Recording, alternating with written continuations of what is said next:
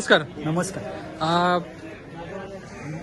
गल्लीतला गोविंदा थेट भारताच्या विविध भागामध्ये घेऊन जाणारा जरीमरी गोविंदा पथक मंगलवाडी गिरगाव हा पहिला असावा. त्या आठवणी आणि आत्ताचा सध्या ट्रेंडिंग मधला गोविंदा. म्हणजे मी असं आता ऐकलंय की मुलं इकडचीच नव्हे तर बाहेरून पण मुलं येतात भरपूर. काय बोलतात त्या गोष्टी? दहीहंडी ही मुंबईची, आपल्या गिरगाव ही मुंबईची म्हणजे दहीहंडीची पंढरी मानली जाते. दहीहंडी म्हटलं तर इकडे खूप जोरात जल्लोषात साजरी होते. गिरगावात सामान्यपणे तुम्ही गणपती सगळे विविध सण होतात, पण दहीहंडीला पण तेवढं प्राधान्य दिलं गेलं. तर हा जरीमरी गोविंदा पथकांनी 100 वर्ष जपलेली आहे परंपरा. आता जवळजवळ 100 वर्षाची परंपरा जपलेली आहे. भरपूर वरिष्ठ मंडळी आहेत, भरपूर विविध क्षेत्रातली मुलं आहेत. आणि ही मुलं फक्त जरीमरी म्हणजे मंगलवाडीतली, गिरगावातलीच नव्हे तर पूर्ण विभागातली, मुंबईतली आणि म्हणजे खूप कोपऱ्यातून येणारी मुलं आहेत. म्हणजे इथून पकडलात ना तुम्ही विरारपर्यंत आणि इथून डोंबिवली सेंट्रल वेस्टर्न लाईनवर प्रवास करून येतात, आवडीने येतात, सरावाला येतात, दहीहंडीच्या दिवशी मोठ्या संख्येने हजर होतात. आणि आम्हाला दहीहंडीचं असं सुविधा की यांचं खूप आम्हाला सपोर्ट आहे. येस.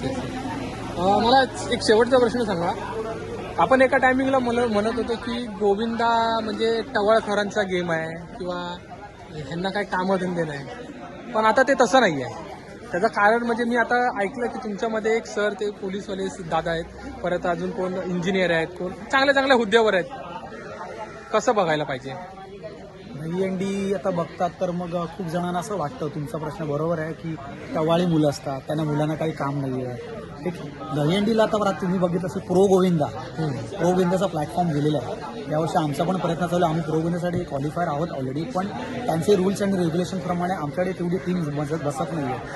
त्यामुळे आता यावेळेला आम्ही नक्कीच प्रयत्न करणार आणि प्रो गोविंदा आम्ही सामील होणार आहोत. आता त्याला एक दर्जा दिला गेलेला आहे दहीहंडीला. आणि त्या व्यतिरिक्त मुलं टवाळगिरी असं बोलता येणार नाही. ही मुलं आहेत ना खूप विविध क्षेत्रात कामं करतात. बरोबर आहे. सॉफ्टवेअर इंजिनियर आहेत, चांगल्या फील्डमध्ये आहेत. काही बाहेरगावी फक्त सणाला वेळ काढून येतात स्वतःच्या खर्चाने. आणि हे दहीहंडीचं महत्त्व असं जपलं, ही परंपरा जपायला पाहिजे. नाहीतरी आपला कुठेतरी सण कमी होत चालले याची खंत वाटते, परंतु आमच्या गिरगावमध्ये हा सण आम्ही शेवटपर्यंत टिकून ठेवला. धन्यवाद.